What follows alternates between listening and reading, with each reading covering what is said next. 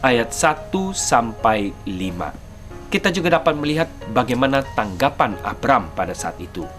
Kita sama-sama dapat membuka Kejadian 12 ayat 1 sampai ayat yang kelima. Berfirmanlah Tuhan kepada Abram, "Pergilah dari negerimu dan dari sanak saudaramu dan dari rumah bapamu ini ke negeri yang akan kutunjukkan kepadamu.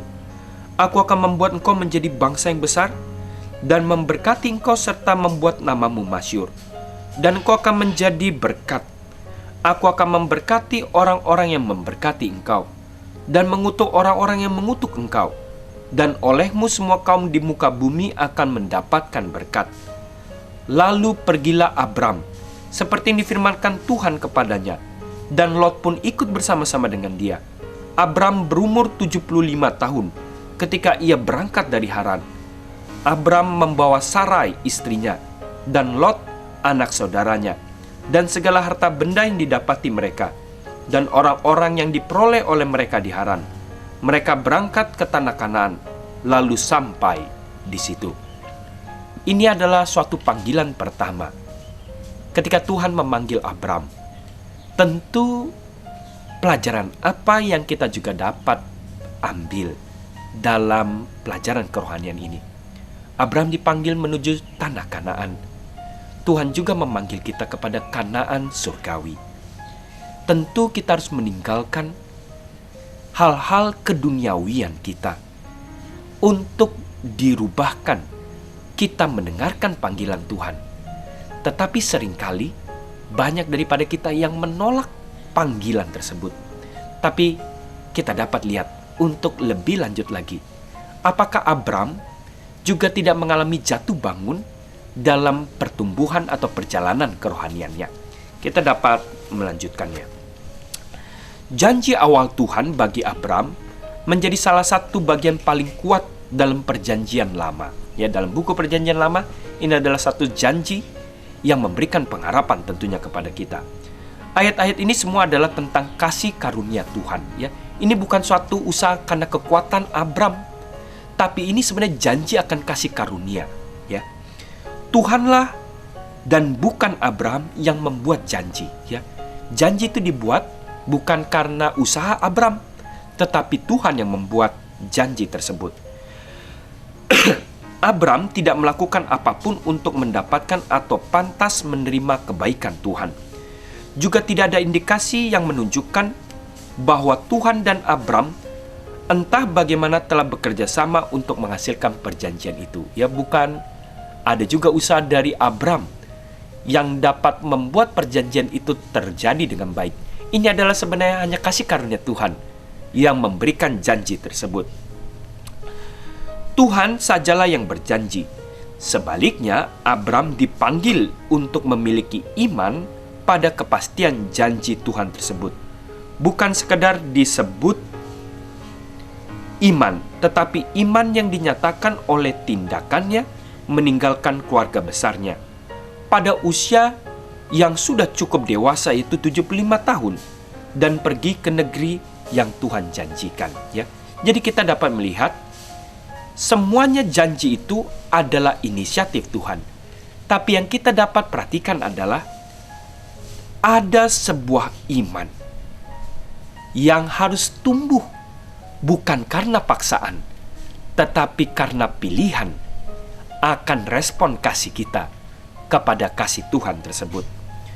Abram mulai bergerak di usianya yang ke-75 tahun. Dengan berkat yang diucapkan kepada Abram dan melalui dia kepada semua umat manusia, Sang Pencipta Tuhan itu memperbarui tujuan daripada penebusan yang akan dijalankan melalui demonstrasi Kristus tersebut. Dia telah memberkati Adam dan Hawa di Eden tentunya. Ya, kita dapat melihat dalam Kejadian 1 ayat 28 atau Kejadian 5 ayat 2. Tuhan tentu memberkati orang tua kita yang pertama.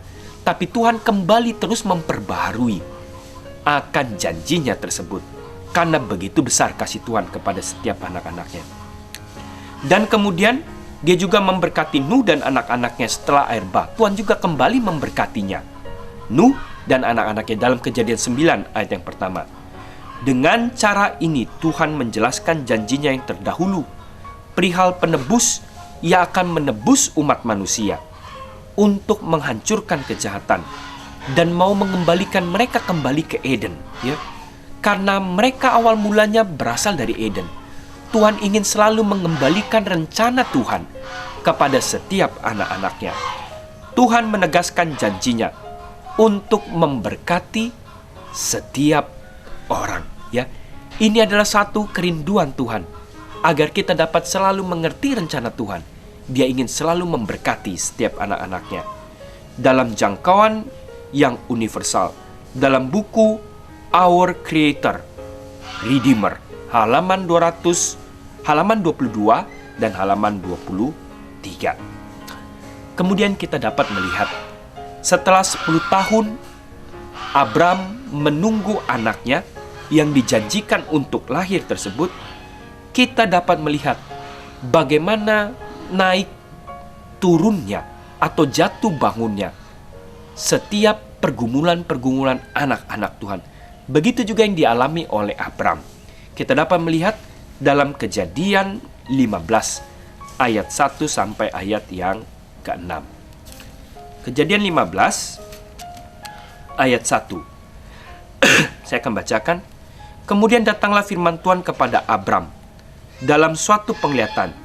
Jangan takut Abram, akulah perisaimu, upahmu akan sangat besar. Abram menjawab, ya Tuhan, apakah yang akan engkau berikan kepadaku? Karena aku akan meninggal dengan tidak mempunyai anak, dan yang akan mewarisi rumahku ialah Eliezer, orang Damsyik itu. Ya. Lagi kata Abram, engkau tidak memberikan kepadaku keturunan, sehingga seorang hambaku nanti menjadi ahli warisku. Tetapi datanglah firman Tuhan kepadanya, demikian orang ini tidak akan menjadi ahli warismu, melainkan anak kandungmu, dialah yang akan menjadi ahli warismu. Lalu Tuhan membawa Abram keluar serta berfirman, coba lihat ke langit, hitunglah bintang-bintang.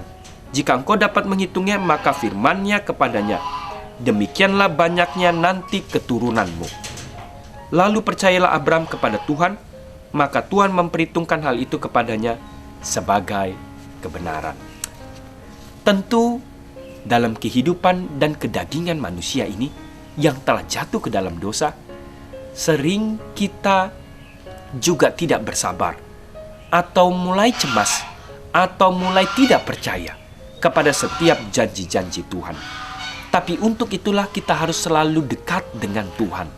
Di tengah pergumulan kita, kekecewaan kita, jangan lari daripada Tuhan, tapi mendekatlah kepada Tuhan, supaya kita dapat mendengar suara Tuhan.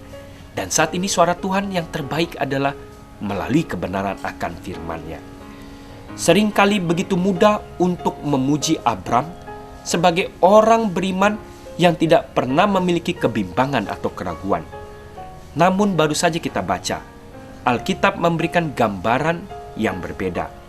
Abram percaya, tetapi sejauh itu dia juga bertanya-tanya. Imannya adalah iman yang sedang bertumbuh. Seperti juga kita dapat melihat dalam Markus 9:24, Abram pada dasarnya mengatakan kepada Tuhan dalam Kejadian 15 ayat 8, aku percaya, tolonglah aku yang tidak percaya. Kita sering juga mengalami hal seperti ini. Tetapi biarkanlah kita pergi kepada Tuhan. Tuhan, tolong bantu saya yang kadang kurang percaya ini. Dan Tuhan yang sama akan memberikan pertumbuhan karena dia selalu dekat dengan anak-anaknya.